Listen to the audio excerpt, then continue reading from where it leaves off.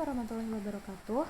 Saya Salma Ahitna dengan NIM 2404120033, kelompok B kelompok 2. Di sini saya akan menjelaskan tentang kesehatan dan keselamatan kerja di laboratorium guna memenuhi tugas dari mata kuliah laboratorium lingkungan. Kesehatan dan keselamatan kerja merupakan upaya untuk menjamin keselamatan, kesehatan, dan kesejahteraan pekerja di tempat kerja dengan tujuan untuk mencegah kecelakaan kerja, penyakit akibat kerja, serta menciptakan lingkungan kerja yang aman dan nyaman. Nah, kenapa sih penting K3 itu? Yang pertama untuk mencegah kecelakaan, yang kedua melindungi praktikan dari bahaya, kemudian memastikan kelancaran dalam praktikum, dan yang terakhir adalah mematuhi peraturan kerja yang ada. Nah, di sini ada alat praktikum. Yang pertama ada glass breaker yang berguna untuk menampung, mencampur, dan memanaskan larutan. Skala pada glass breaker ini hanya untuk perkiraan volume saja. Yang kedua ada labu ukur, digunakan untuk membuat larutan dengan volume yang sangat tepat. Yang ketiga ada corong, ini digunakan untuk memindahkan cairan atau serbuk ke dalam wadah bermulut sempit dan juga biasanya digunakan dalam proses penyaringan. Yang ketiga ada tabung Erlenmeyer, digunakan untuk mencampur, menyimpan, dan memanaskan larutan dan seringkali digunakan dalam titrasi. Yang kelima ada batang pengaduk, di mana digunakan untuk mengaduk larutan agar homogen dan juga dapat digunakan untuk membantu menuangkan cairan. Yang keenam ada gelas ukur, alat berbentuk silinder tinggi dengan skala volume yang lebih teliti dibandingkan glass breaker untuk mengukur sebuah volume cairan. Kemudian ada kaca arloji, digunakan untuk menimbang zat padat, menutup beker atau menguapkan zat dalam jumlah kecil. Yang kedelapan ada lampu spiritus, di mana sebagai alat pemanas menggunakan bahan bakar alkohol yaitu spiritus untuk memanaskan zat dalam skala yang kecil. Yang kesembilan ada botol timbang, digunakan untuk menyimpan dan menimbang zat padat agar tidak terkontaminasi atau menyerap uap air. Yang ke-10 ada alu dan mortar, alat untuk menghaluskan dan mencampur zat padat menjadi serbuk. Kemudian yang ke-11 ada statif, yaitu penyangga besi dengan klem untuk menopang alat seperti buret, tabung reaksi, atau corong saat percobaan. Yang ke-12 ada tabung reaksi yang digunakan untuk mereaksikan atau memanaskan zat dalam jumlah yang sedikit. Kemudian ada pipet yang biasa digunakan untuk memindahkan cairan dengan volume yang lebih sedikit. Kemudian yang ke-14 ada cawan porselin. Ini digunakan untuk menguapkan larutan atau memanaskan zat hingga kering. Terus yang terakhir yang ke-15 ada pipet ukur, di mana digunakan untuk mengukur dan memindahkan volume cairan tertentu dengan ketelitian yang lebih baik daripada pipet yang biasa. Kemudian ada lambang dari bahan kimia. Yang pertama ada eksplosif. Nah, di sini digunakan pada bahan yang dapat meledak karena panas, benturan ataupun gesekan dan tekanan. Kemudian selanjutnya yang kedua ada oxidizing, yaitu pengoksidasi, di mana digunakan pada bahan yang dapat menyebabkan atau mempercepat terjadinya kebakaran karena pelepasan oksigen. Terus yang ketiga ada extremely flammable atau sangat mudah terbakar, digunakan pada bahan yang sangat cepat terbakar bahkan pada suhu rendah. Kemudian yang keempat ada korosif, di mana digunakan pada bahan yang dapat merusak kulit, mata, jaringan ataupun bahkan logam. Kemudian yang kelima ada dangerous for the environment, yaitu berbahaya bagi lingkungan, digunakan pada bahan yang beracun atau merusak organisme dan ekosistem.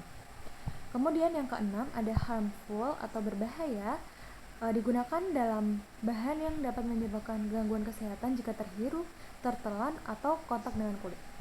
Terus yang kedelapan ada highly flammable, digunakan pada bahan yang mudah terbakar jika terkena panas atau percikan api. Terus yang kedelapan ada toksik atau beracun, digunakan pada bahan yang dapat menyebabkan keracunan serius jika masuk dalam tubuh. Kemudian yang kesembilan ada iritan, di mana digunakan pada bahan yang dapat menyebabkan iritasi pada kulit, mata, ataupun saluran pernafasan. Yang terakhir yang ke-10 ada very toxic atau sangat beracun, digunakan pada bahan yang sangat berbahaya dan dapat menyebabkan kematian dalam dosis yang kecil. Nah, yang selanjutnya ada simbol di laboratorium. Yang pertama ada general warning atau peringatan umum untuk mengingatkan bahwa ada potensi berbahaya di area tersebut atau di laboratorium. Kemudian ada biological hazard atau bahaya biologis, di mana beresiko dari mikroorganisme seperti bakteri, virus, ataupun jamur. Kemudian yang ketiga ada flammable material atau bahan mudah terbakar, di mana digunakan pada bahan yang mudah menyala untuk mengingatkan untuk menjauhkan dari api dan panas. Kemudian ada yang keempat ada toxic material, digunakan untuk zat yang berbahaya bagi kesehatan jika terpapar. Kemudian ada low temperature atau suhu rendah, area atau bahan bersuhu sangat dingin. Nah, ini digunakan untuk mencegah cedera seperti frostbite atau radang dingin.